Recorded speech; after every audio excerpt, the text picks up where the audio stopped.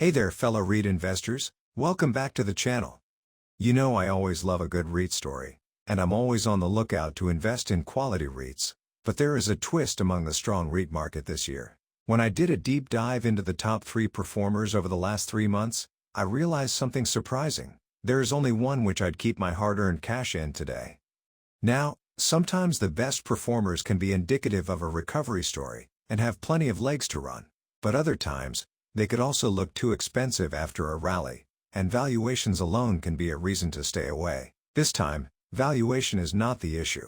Most REITs, especially the smaller caps, have lagged so badly over the past few years that even after this strong run, I don't think these top performers are overvalued. So the reason I'm not allocating money to 2 of these REITs is because of other risks I see when I dig deeper. And even for the one I'm holding, I also see risks, but whether they play out will depend a lot on management's actions. So in this video, I want to share why I'm not chasing some of these top performers, even though they've outshone the rest of the market. And more importantly, what I'd need to see before I'd be ready to invest. Macro backdrop: why small caps are running.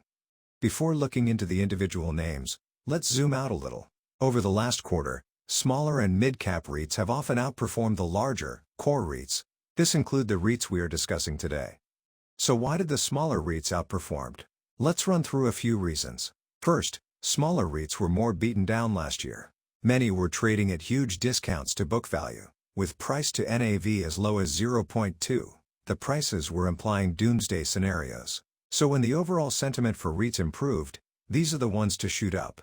Second, many of these smaller REITs are higher leveraged, with gearing ratio close to 45%. This means that they are more sensitive to interest rates.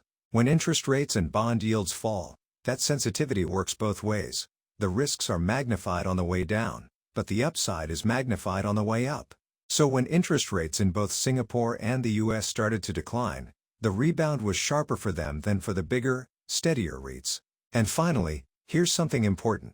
Many of these smaller REITs come with their own idiosyncratic risks, concentrated assets, weaker sponsors, or higher refinancing needs. During downturns, the market punishes them heavily. But in good times, some of these risks are often pushed to the sidelines, and investors chase the rebound. This is where we should pay close attention. The real question now is, are these risks truly behind us, or is the market just ignoring them for the moment? That's why, even though I enjoy seeing these rebounds, I remind myself to take a step back and reassess the risks before rushing in. And this is the focus of my personal research findings today. Prime US REIT, the dividend comeback, with a ceiling. The REIT with the third biggest